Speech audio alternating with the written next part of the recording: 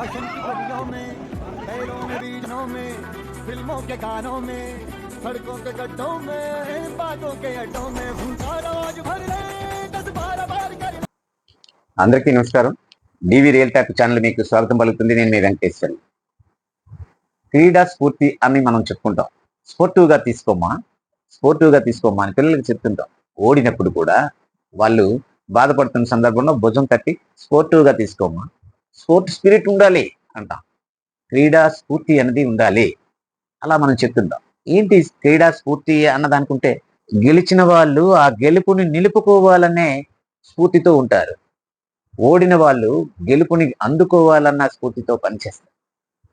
ఇద్దరి మధ్య స్పోర్టివ్గా తీసుకోవటం అంటే గెలుపు ఓటములు కలిసి వాళ్ళు గెలిచిన పక్షం ఓడిన పక్షం రెండు కూడా ఆలింగనం చేసుకోవటం, కరచాలనం చేసుకోవటం, ఈ స్పర్శ వాళ్ళ మధ్యలో ఉన్నటువంటి భేద భావాన్ని తుడి చేస్తుంది.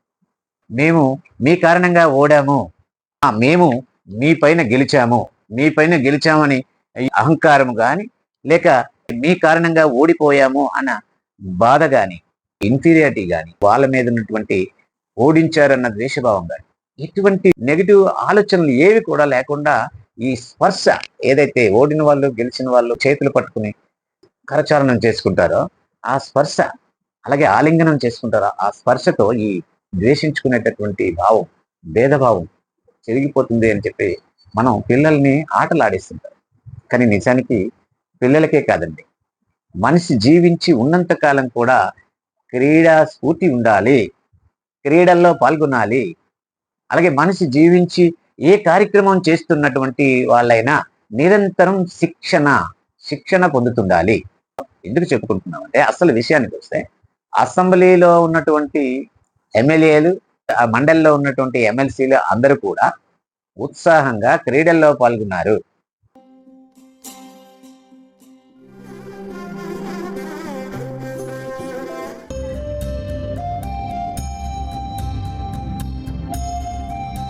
ఆ తర్వాత వాళ్ళకి ఈ కూటమి ప్రభుత్వం శిక్షణా కార్యక్రమాలని, కొత్తవారు చాలా మంది చట్టసభల్లోకి వచ్చారు కాబట్టి వాళ్ళకి శిక్షణా తరగతులు కూడా నిర్వహించాలని ప్రణాళిక వేసుకున్నారు.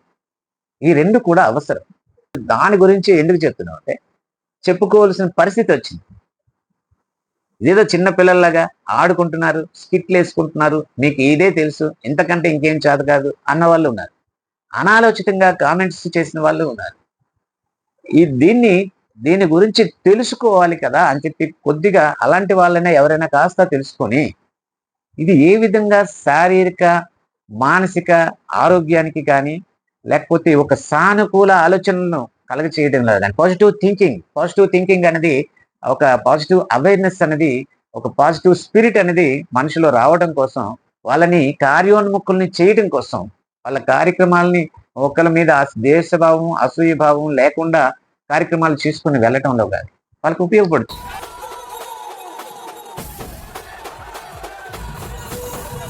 ప్రతిపక్షం వాళ్ళు పాల్గొనుంటే ఇంకా బాగుండేది.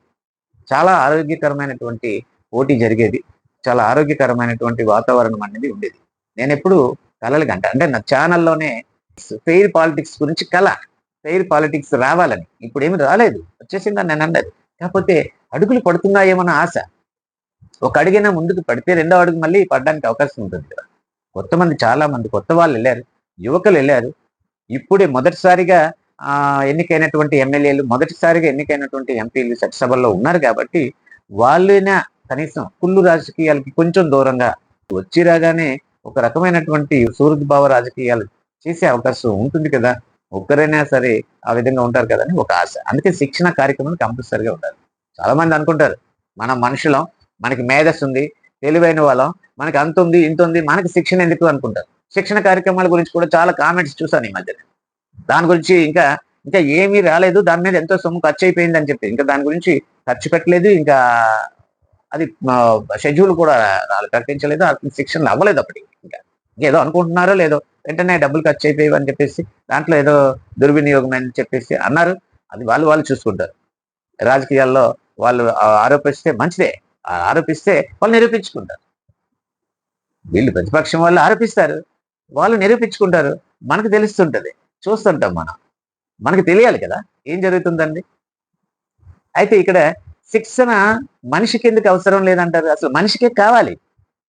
ఈ సృష్టిలో ఎటువంటి సహజాతాలు మర్చిపోయాడు. మనిషి సహజాతాలు లేవు.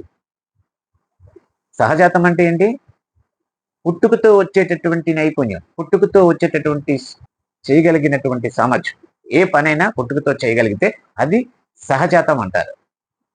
అటువంటి సహజాతాలు మనిషికి లేవు. ఫర్ ఎగ్జాంపుల్ మనం చూస్తే సాలీడు చక్కగా గూడు అల్లుతుంది. నా చిన్నప్పటి నుంచి కూడా అదే గూడు అల్లింది.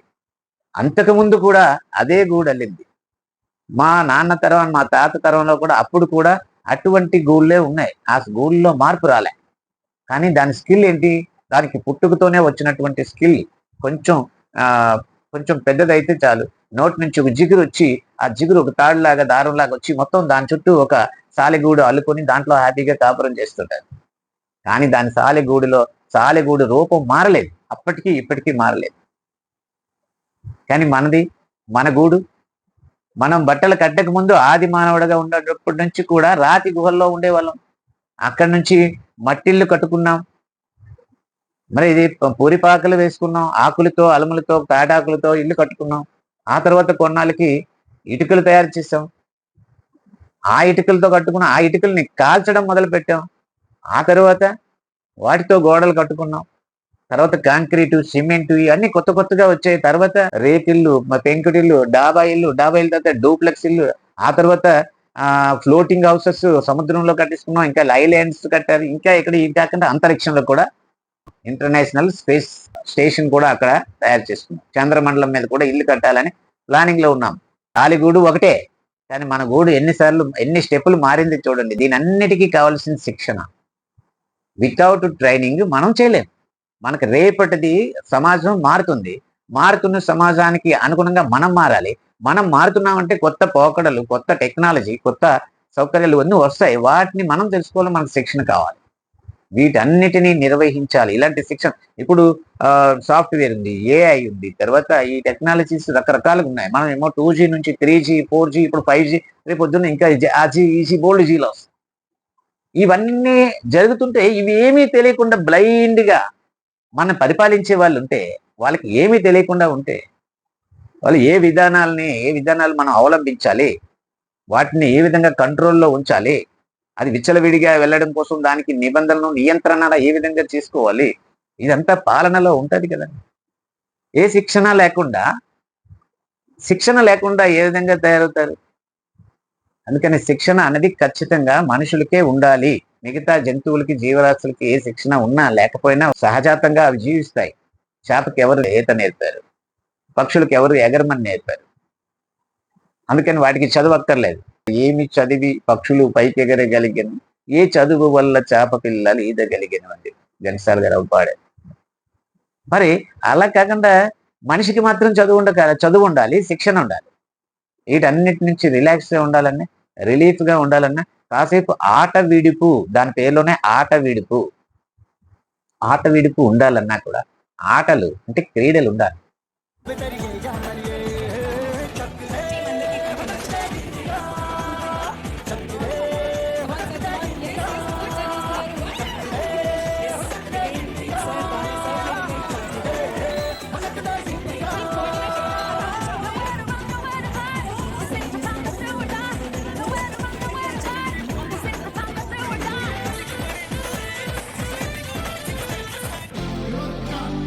అధ్యయనం చేయటం, శిక్షణ, పరిశోధన ఇవన్నీ మనిషి చేస్తుండాలి. వాటి నుంచి మనకే స్ఫూర్తి పొందటం. నిరంతరం మనకి ఒక సెల్ఫ్ మోటివేషన్ అని ఉండాలి. లేకపోతే ఇంకెవరైనా మనల్ని మోటివేట్ చేయాలి. మీటింగ్స్ ఎందుకు పెడుతున్నారు అంటారు, రివ్యూలు ఎందుకు చేస్తున్నారు అంటారు.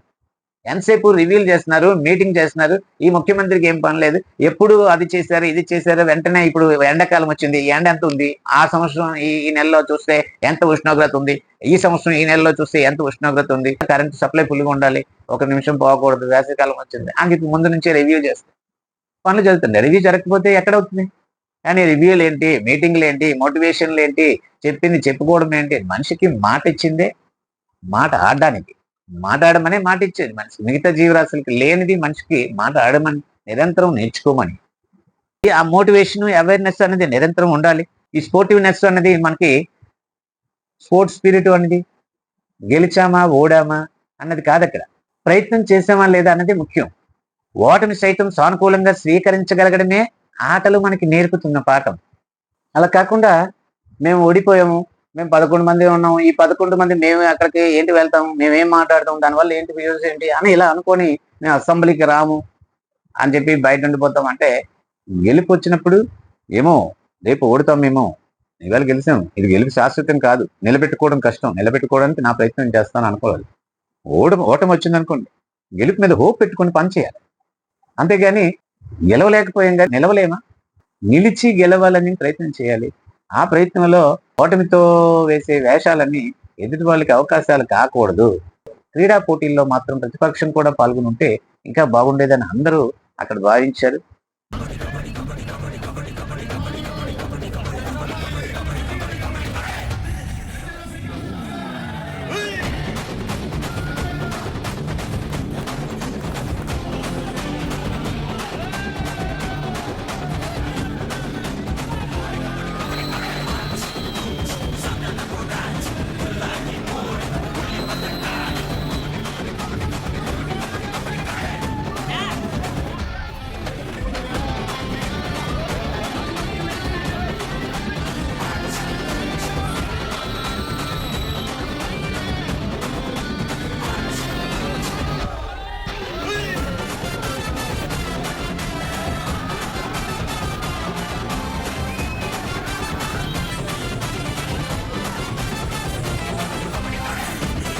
ఆటల్లో పాల్గొన్నందువల్ల శరీరానికి వ్యాయామం అని ఒక్కటే అనుకుంటారు.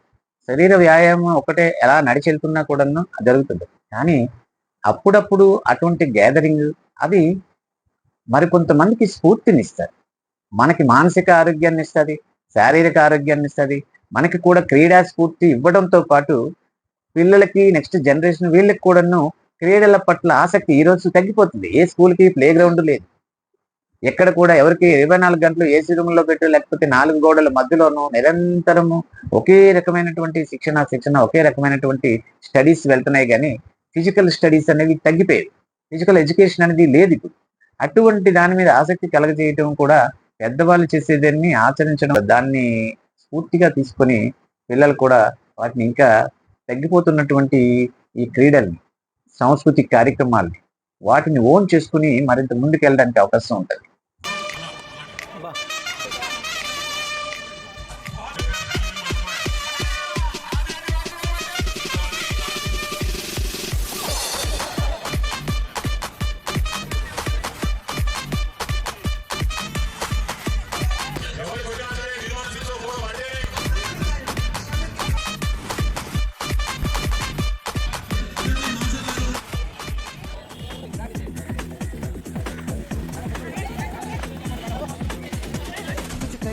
कुछ करिए नस नस मेरी खो दे, हाय कुछ करिए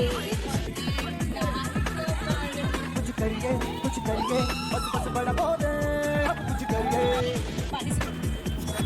ओ कोई तो चल से फड़िए तू बेतरिए या मरिए, हाय कोई तो चल से फड़िए.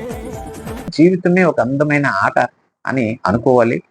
ఊడిదుడుకులు సమదృష్టితో చూస్తూ జీవించాలి. అదే మనకి ఆటలు నేర్పిస్తుంది. ఆ స్ఫూర్తి మనకి ఆట నేర్పిస్తుంది. మరీ ముఖ్యంగా రాజకీయాల్లో మాత్రం ఓడినా గెలిచినా ప్రజా జీవితంలో నిలిచి పోరాడాలి. అదే క్రీడా స్ఫూర్తి. దాంతోనే మనకి క్రీడా స్ఫూర్తి సాధ్యమవుతుంది. ఈ స్పోర్టివ్నెస్ లేకపోవటం, గెలిచిన వాళ్ళేమో ఓడిన వాళ్ళ మీద కక్ష సాధించడం, వాళ్ళని మళ్ళీ వాళ్ళ ప్రభుత్వం వస్తే వీళ్ళ మీద కక్ష సాధింపు చర్యలు చేయటం, అటువంటి రాజకీయాలు ఇప్పుడు నడుస్తున్నాయని విచారించాలి. ఒకంత బాధగానే ఉంది. ఈ కక్ష సాధింపులు ఇవన్నీ చూస్తున్నాం రోజును. కాకపోతే వీటన్నిటికీ కూడా జస్ట్ 5 years అయింది బీజం పడి. తప్పు చేసిన వాళ్ళకి శిక్ష తప్పదు. అలా కాకపోతే మిగతా వాళ్ళకి అది ఏ రకమైన మెసేజ్ వెళ్తుంది, శిక్షించాలి, తప్పదు. అయితే అది ఆ జోరు ఎప్పుడు ఉంటే పర్వాలేదు, కానీ ఇప్పుడు ఒకేసారి ఆ జోరుగా ఉంటే ఒకే పార్టీ వాళ్ళని లేకపోతే ఒక్క వర్గం వాళ్ళని మాత్రమే కేసుల్లో బుక్ చేయటం, వాళ్ళని పెట్టడం అంటే కొంత విమర్శకి గురవుతుంది. అయినా కూడా ఈ సంప్రదాయానికి బీజం అన్నది గత పాలకులు, వైసీపీ పాలకులే ఈ బీజాన్ని నాటారు. అప్పటి నుంచి ఇటువంటి వస్తుంది. ఇప్పుడైనా వాటికి స్వస్తి పలకాలి అంటే ఇటువంటి సాంస్కృతిక కార్యక్రమాలు క్రీడల్లోని అందరూ కలిసి పాల్గొంటే కొంతైనా సరే వాటి తాలుగా ఈ భేదభావం, ద్వేషభావం కొంతైనా తగ్గే అవకాశం ఉంటది అని చెప్పి చిన్నపిల్లలే ఆడుకోవాలి, పెద్దోళ్ళకి అవసరం లేదు అనుకోవడం చాలు. ఆ మధ్య చూసాను 80 సంవత్సరాల వయసు వచ్చింది ఆయన రన్నింగ్, స్పీడ్ పెంచేసి చాలా వరకు పోటీలకి వెళ్ళడం అని చూసాను. మంచి బాగా ఆయన మంచి ఫిట్‌నెస్ ఉంది. ఎందుకంటే కంటిన్యూ ప్రాసెస్ లాగా ఈ క్రీడలు గాని, సాంస్కృతిక కార్యక్రమాలు గాని, లేకపోతే శిక్షణలు గాని, డిఫరెంట్ స్కిల్స్ గాని, కొత్త శిక్షణలు గాని నేర్చుకోవడం అనేది లెర్నింగ్ ప్రాసెస్ కూడా చాలా అది ఊమ్ టు డూమ్ కంటిన్యూ అవ్వాలి. ఊమ్ అంటే గర్భాశయంలో ఉన్నటువంటి వాతావరణాన్ని ఊమ్ అంటారు. అక్కడి నుంచి డూమ్ అంటే శవపేటిక. శవపేటిక ఆ బాక్స్‌లో పెట్టేస్తారు చూడండి. అది డూమ్. అప్పటి వరకు కూడా ఊమ్ టు డూమ్ అన్నది ఈ శిక్షణ అనేది మనిషికి ఉంటే నిరంతరం అప్డేట్ అవ్వడం అంటారు. ఇప్పుడు భాషలో చెప్పాలంటే పిల్లలు చెప్తారు అప్డేట్ అవ్వడం. అప్డేట్ అవుతున్నటువంటి పరిస్థితుల్లో కాస్త ఆట విడుపుగా సాంస్కృతిక కార్యక్రమాలు తర్వాత క్రీడలు ఉంటే ఆ లైఫే లైఫ్, ఆ జర్నీయే జర్నీ. అదొక రకమైనటువంటి హ్యాపీనెస్ ఉంటుంది దాంట్లో. ఇప్పుడు మనం చూసాం మధ్యలో ఇక్కడ వాళ్ళు ఆడుతున్నటువంటి పరిస్థితి ఇదంతా చూసాం. దాంట్లో చాలా మనుషులు అప్పటికే చాలా స్టౌట్ గా తయారైన వాళ్ళు ఉన్నారు. కొంతమంది తక్కువ ఏజ్ వాళ్ళు కొద్దిగా యాక్టివ్ గా ఉన్నారు, ఆడారు. తర్వాత మహిళలు కూడా ఉత్సాహంగా పాల్గొన్నారు. ఓడిన వారు గెలుపొందడం వాళ్ళు, తర్వాత ఒకరికొకరు అభినందించుకోవడం ఇదంతా కూడా ఒకప్పుడు స్కూల్లో, కాలేజీలో ఏ విధంగా చూసామో అదే విధంగా వాళ్ళ అనుభూతి పొందారు. ఇది చాలా గొప్ప విషయమే. ఇటువంటి కార్యక్రమాలు తరచూ జరుగుతుండాలి అని నేను అంతే అనుకుంటాను. ఇది మంచి కార్యక్రమం అని చెప్పేసి నేను అనుకుంటున్నాను. మీరేమనుకుంటారో కామెంట్ రూపంలో తెలియజేయండి. చివరిదాకా చూసినందుకు ధన్యవాదాలు. తప్పకుండా మన ఛానల్‌ని సబ్స్క్రైబ్ చేసుకోండి, లైక్ చేయండి, ఇతరులకు షేర్ చేయండి. ధన్యవాదాలు.